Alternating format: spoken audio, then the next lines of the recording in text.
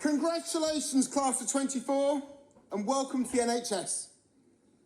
5 or 6 years, some maybe 7, of hard work and dedication has got you here, rightly celebrating your success with your loved ones.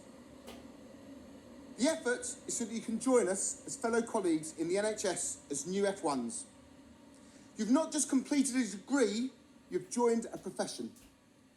I genuinely believe being a doctor is one of the greatest privileges one can have. But being an NHS doctor makes that honour greater still. The NHS is one of our greatest assets. It is unique in that as a doctor, your sole priority is not maximising profits, but providing the best possible care for your patients within the available resources.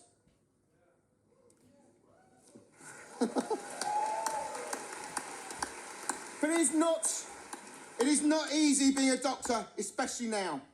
You're joining at a time of great turmoil. It's probably harder now than any time since the NHS was formed. NHS satisfaction levels are the lowest on record, and waiting lists the highest. As an A&E consultant, I routinely now look after 30 patients in a corridor. The acceptable has become the accepted, and that is what's so unacceptable. Things are now so difficult that Wes Streeting, our new Secretary of State for Health, issued a statement at the start of this week. From today, the policy of the Department of Health is that the NHS is broken. That is the experience for patients and staff, and it is not good enough. On top of that, you're also joining at a time of unprecedented industrial action by junior doctors. I'm genuinely angry about the placements, rotation and lack of flexibility for junior doctors. These are not my words, but words from a recent speech by Wes Streeting. But even though it is in great difficulty, I have high hope for the future. The acceptance of the problems and desire to improve is crucial. But the key is its ethos of patients before profits. This gives me a confidence, faith and belief that in time the NHS will rise like a phoenix from the ashes and will return to being the jewel in our nation's crown that it once was. And that is why I'm so proud to work for this great institution. I'm so honoured to welcome you to the NHS's family.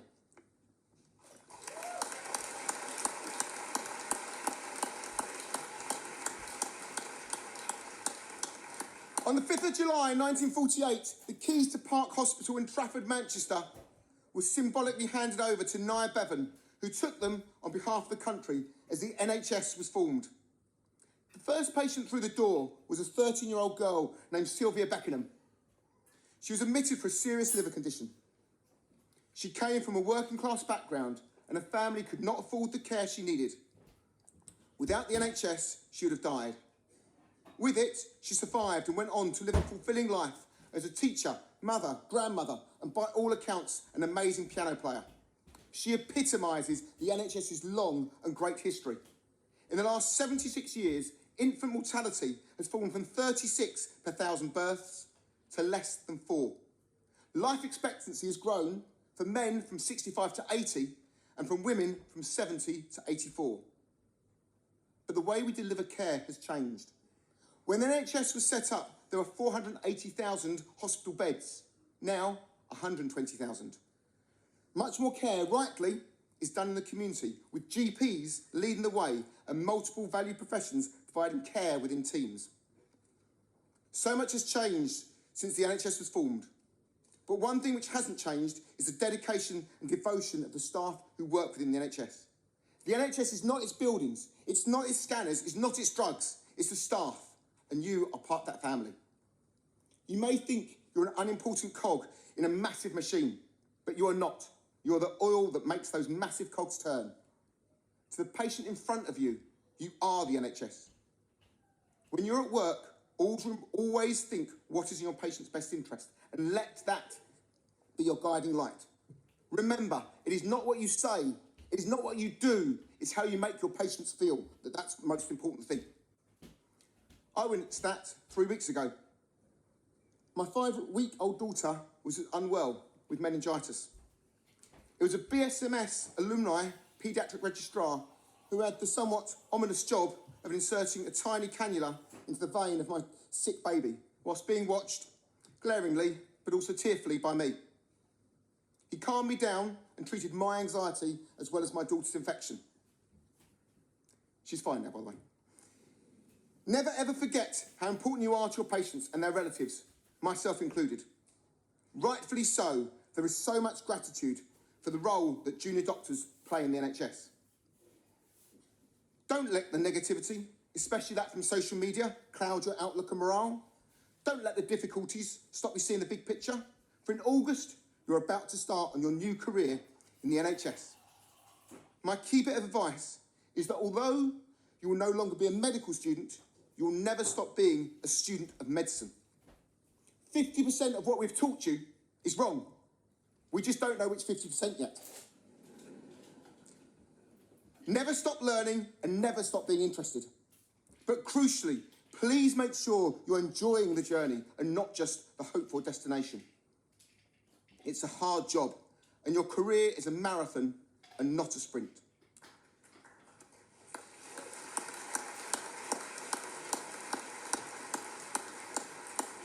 Look after your mental as well as your physical health. I've seen too many of my colleagues and friends burn out. A few years ago, I nearly burnt out too. I got the help I needed when I was struggling. Getting help is a sign of strength and not weakness. One man I got help from is sitting here, Malcolm Reed, our Dean. For those in the audience who don't know, it's not just all of you who are leaving BSMS. Sadly to say, so is Malcolm. After 10 years of dedicated service and central to all that is so wonderful about our medical school, he is retiring. Or that's what we originally thought. He's the only man I know to retire and then take on as much or probably more work as he's doing now. He's taken an incredibly important role in advising the NHS workforce team on the future of undergraduate medical education. Not just that, but he will take on more clinical work, providing care to elderly patients with breast cancer and setting up new, innovative clinics to improve their outcome.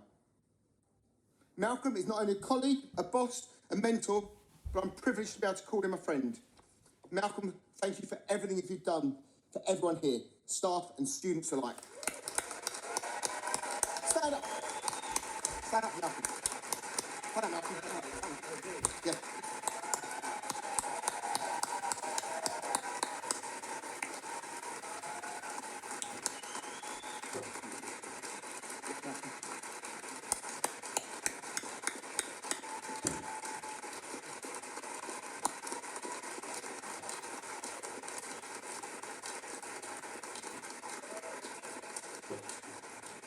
Malcolm, are those lights to say hurry up, sorry.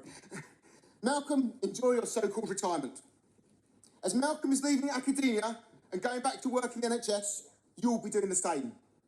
The key for all of you, Malcolm included, is making patients know that they are central to everything you do. Because that is why you joined medical school. Go back and read that medical school application statement and never forget it. You have now achieved that dream that you first wrote down all those years ago.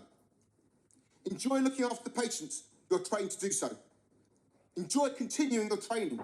Enjoy teaching students. Enjoy being part of a multi-professional team. Enjoy the responsibility that comes with your role as a doctor. But never forget your moral compass. For mine, even as a non-religious man, it's found in a passage of the Torah, Old Testament and Quran. Whoever saves the life of one person saves the world entire. That's what has guided me and will continue to do so as I continue my life as an NHS doctor. Thank you for being brilliant doctors and brilliant students. Thank you in advance for being brilliant doctors. And thank you for your future service to the NHS. Good luck, and remember to call me for an F3 job. Congratulations, class of 24, and welcome to the NHS.